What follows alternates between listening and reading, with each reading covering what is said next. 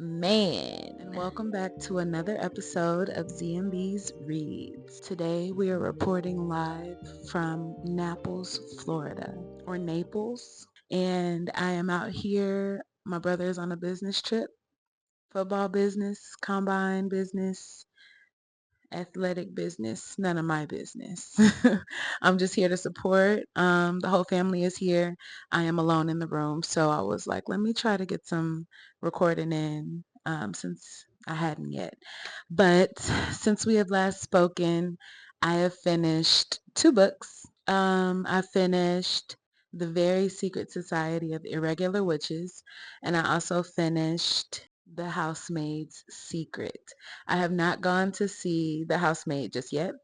Been very busy traveling, working. Holidays just finished. So happy New Year, happy holidays to everyone who participates. Thank you for being here and let's get into it. Today we will be talking about The Very Secret Society of Irregular Witches. Let's start off by reading the synopsis.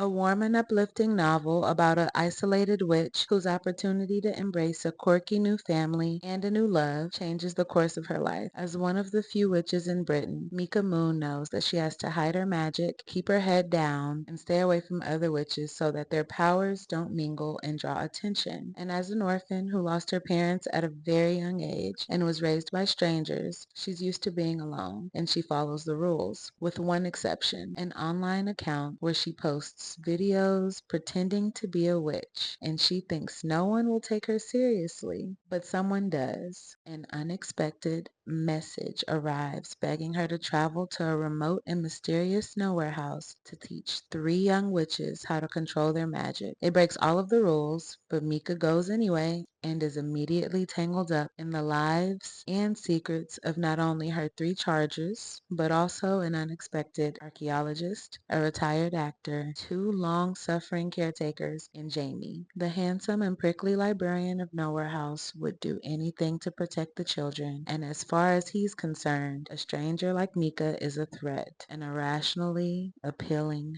threat. As Mika begins to find her place at Nowhere House, the thought of belonging somewhere begins to feel like a real possibility. But magic isn't the only danger in the world, and when peril comes knocking at their door, Mika will need to decide whether to risk everything to protect a found family she didn't know that she was looking for. Man, I was originally reading this story because it was the November read for one of my book clubs. I'm just now finishing it.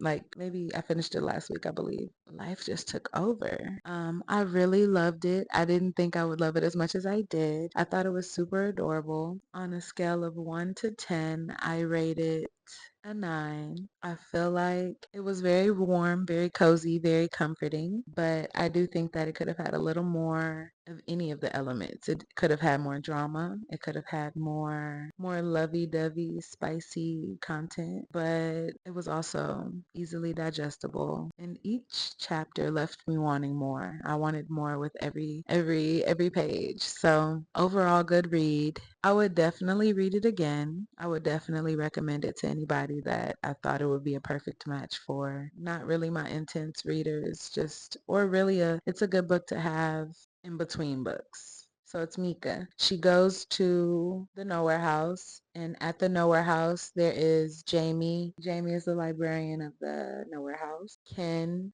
and Ian are together. There's Lillian, who is supposed to be foreseeing the home, the witch who is the head witch who is in charge. Her, even though she never makes an appearance. There are three little girls that are witches, and they are the ones that Mika is going to train. She's going over there to train them, to get them more equipped and help them control their magic better. One is Terracotta, Rosetta, and Altamira, along with Ian and Ken working at the Nowhere House. There's also Lucy. Primrose is not at Nowhere House, but she is Mika's former guardian. When these witches are first born, their parents die. There was a curse that was put on witches like many years ago, and their parents die and they are orphaned and given to strangers.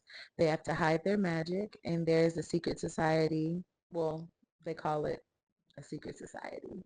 But it is a secret society of witches that get together every third month on the third Thursday of the month at 3 or something like that. It was like the third of the third at 3. Witches are not supposed to intermingle. They are not supposed to hang out outside of this secret society that meets up, or outside of any of the meetings that the secret society has. So Mika going to this house and helping these little girls is actually illegal and looked down upon. So she's doing it secretly. There's a time where she has to meet with her guardian, Primrose, and she has to act like she didn't just have an accident at the house that involved magic. And every time there is a magical explosion or magic used, another witch can sense it. So Primrose already knew something was up. But anyway, my favorite was probably Mika because she was very resilient, caring,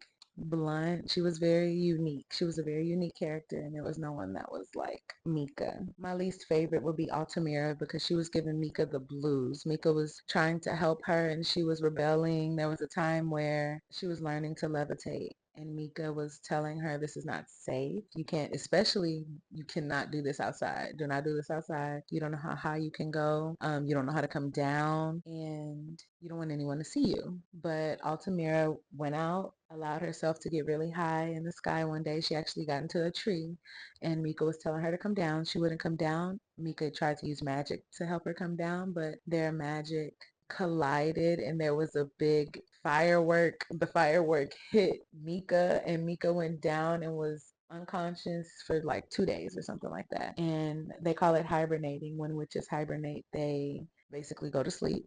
And until their body is done healing, they have this leaf that forms in their neck. They knew she was hibernating because Ian's mom apparently used to be a witch, or his caretaker was a witch. Ooh, I wonder how that works because well, I guess a witch won't die if she has children. He wasn't supposed to know anything about witches, and he did. My favorite part of the story would probably be, you know what? My favorite part of the story, or my favorite journey in the story, was Mika and Jamie's journey to love and like figuring out what they lacked before finding one another. So Mika lacked community, security, attention. No one really paid attention to her. And Jamie saw that and it made him sad that she was lacking that and that he felt like he couldn't care for her without her feeling like a burden. So yeah, I really liked their journey.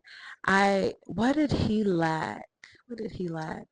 He was just very stubborn. Jamie was very cold towards Mika, so just seeing her be able to break his walls down and have him use his heart made my heart happy. Something that I noticed in this story was Mika's masking. She masked all her life. She couldn't show anyone that she was a witch. She really felt like she couldn't stand out, even though she naturally stood out. She felt like she couldn't do anything out of the ordinary that would draw attention to her. She never really knew what it meant to truly be herself because she couldn't express her magical side, which was, most of her being. Jamie said the sweetest thing to Mika. He said a lot of sweet things, but this is a line that I took note of. He said, "You deserve more than you're allowing yourself to have.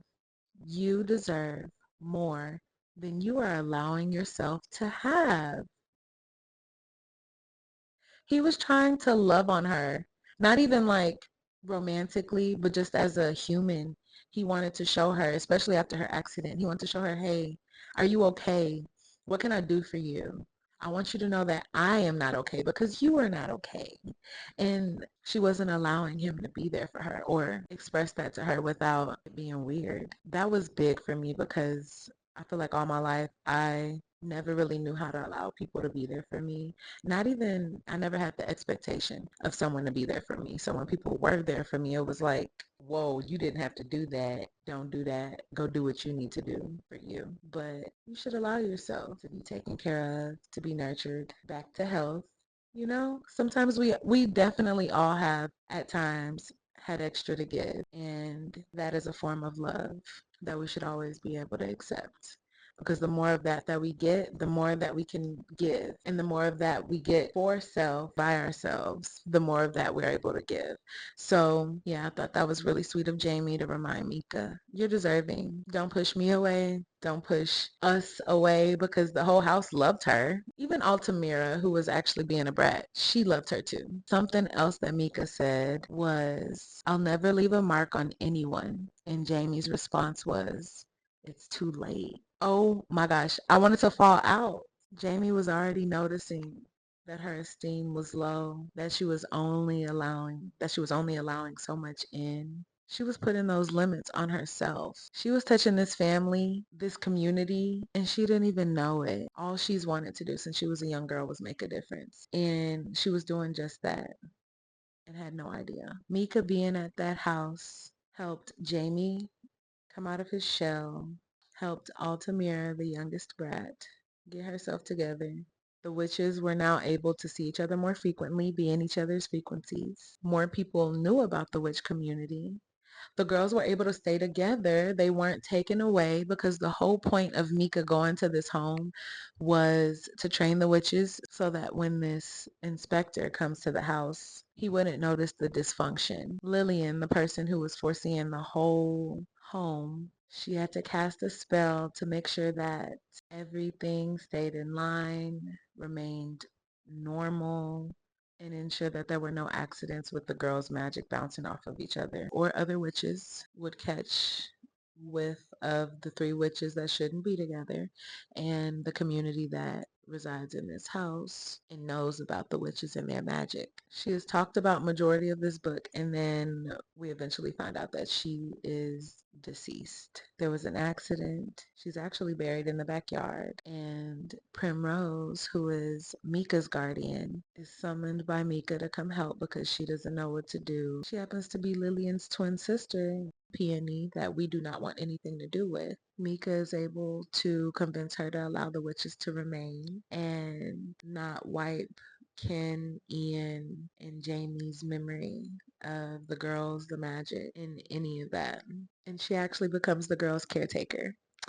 So, of course, Jamie, who has been watching over them, is a little upset because he wants to be their guardian, since he has been their guardian since Lillian hasn't been around. But Primrose just allows all of them to remain. And now there are others who are allowed to know about the witches in their society. They all still met up, but there's actually more people in the society now. The society started off with like 22 people, but by the end of the book, they were able to grow their community, become more intentional, more loving, and just like, it was just so heartwarming. There was so much change, so much character building. The girls, Mika, Jamie, everyone was changed by the end of the story, and I really enjoyed their journeys. Even Primrose, who was not up for allowing any of it to continue. My advice to everyone is to just keep showing up. If we keep showing up like Mika, there's no telling what difference that you're making. No difference that we are making. We're all main characters. We are all on missions. We're all key players. Let's keep going. Let's keep it rolling. But yeah, that's all I have for today. Thank you for being here, and until next time, peace.